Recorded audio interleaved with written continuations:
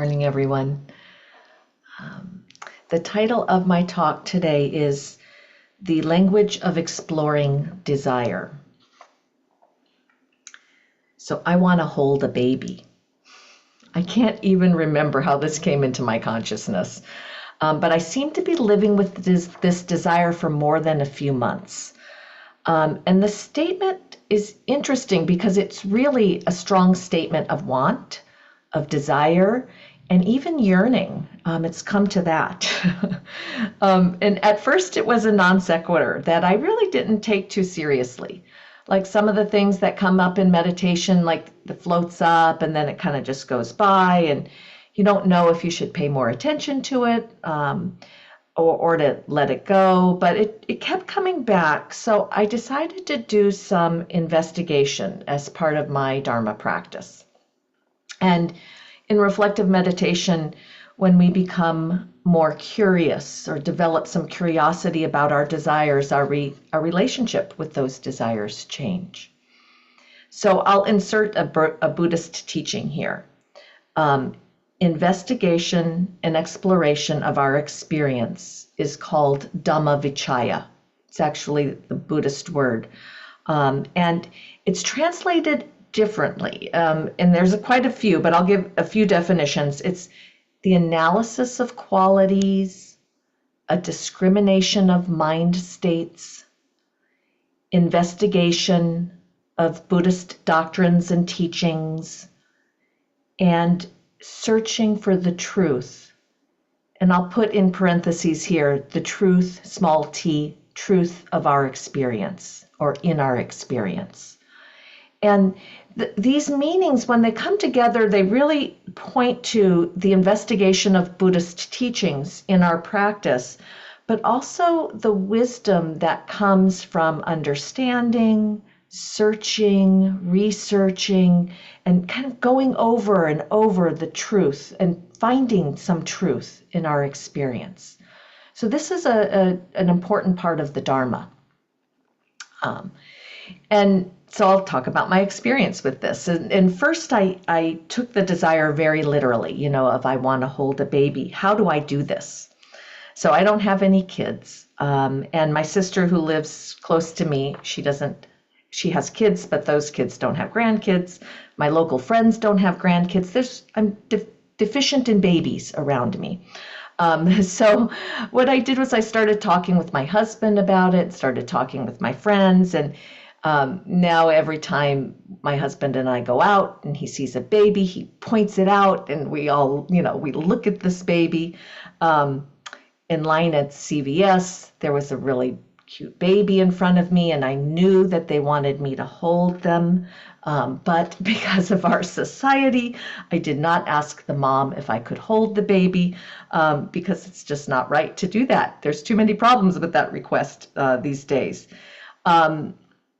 So I started researching local acceptable ways to hold babies, and I found a baby cuddler program at a local hospital, which they bring people in, volunteers that you have to qualify and donate so many hours and get flu shots, and I just said no. But anyway, but their motto about the research of touch, purposeful and positive touch, that helps a baby's brain and body develop is, like front and center on their website. And just, was very heartwarming to me to know that there's baby cuddler programs. And then a friend told me about another woman that's fostering babies, that kind of first to second year of life in Australia, under one of her values, which is, and it's actually an Australian value, is that each person deserves a fair go. And that's their way of saying everybody deserves equality and attention and a positive entrance into life. But I haven't taken any other jobs, just so you know. And really the next direction I went was taking the words less literally, taking that language of I want to hold baby, less like I have to do an action or it's like very literal. Because that's the thing about language is that the words can mean one thing, but there's other things behind the words that we're holding, other meanings that go with those desires that we may not be so aware of when it just comes out in a simple statement like that. So I was thinking, oh, maybe this is one reason why opening up Pandora's box is often given as a traditional kind of teaching on looking at desires, is that you're just going to open up that box and all these things will flow out. So I do say that can happen, not in this one so far, but caution and restraint are something that go along with looking at desires and exploring them. But then I was like, well, maybe it's like opening a can of worms. And then I'm like, well, no, what can you open where not just worms come out, but other things come out? And kind of went to, oh, The Price is Right, opening door number 2, right? You get something kind of surprising and good. Well, anyway, you might have a metaphor for that one. But where I went really with this is the historical conditions of my life, and that this has some context. This isn't just a statement from nowhere. I grew up the eldest of 6. So every year except my first year, I was cognizant of babies, other babies around me. I had babies around me my whole childhood. And I have pictures, lots of them, of me holding my brothers and sisters. And many times we were in costumes, especially around Christmas time for the Christmas card. I was always, as a Catholic, I was always Mary, holding a new little baby Jesus. So, but this was like my first, 10 to 12 years of my life. And many of those memories had an edge to them of being born as a babysitter. It's one of the reasons, actually, I didn't have children. I already felt like I co-raised a brood of them. So this desire coming up in my 60s is bringing some new light on those early years.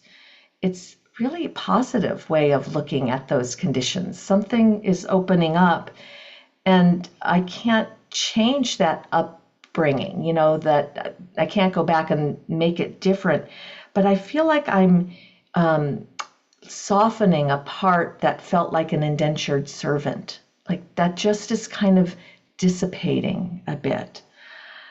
So the other way I've also looked behind the language of this desire is the feeling and quality that comes with it, of holding new life, of nurturing new life, of looking into the face of innocence and infancy. And it's been very visceral and palpable in my practice and kind of in my life right now. But that also feels paradoxical because it's in the midst of an election that was really hard and a direction of the larger world that I have a lot of fear about.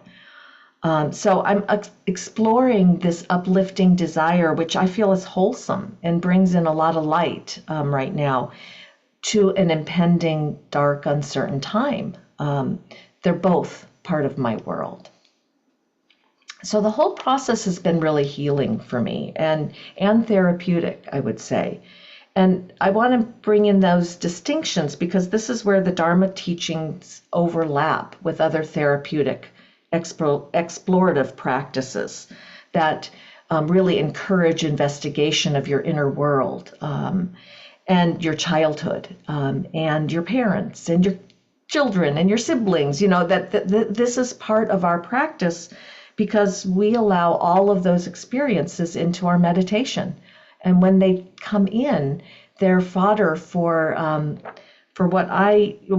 fodder to be explored, I'll say it that way, to be investigated, to use this Dharma teaching. And my hope is that these kind of unexpected healings become a more regular part of our practice and more likely to surface as we continue to practice together. So I'll end here. Thank you for listening.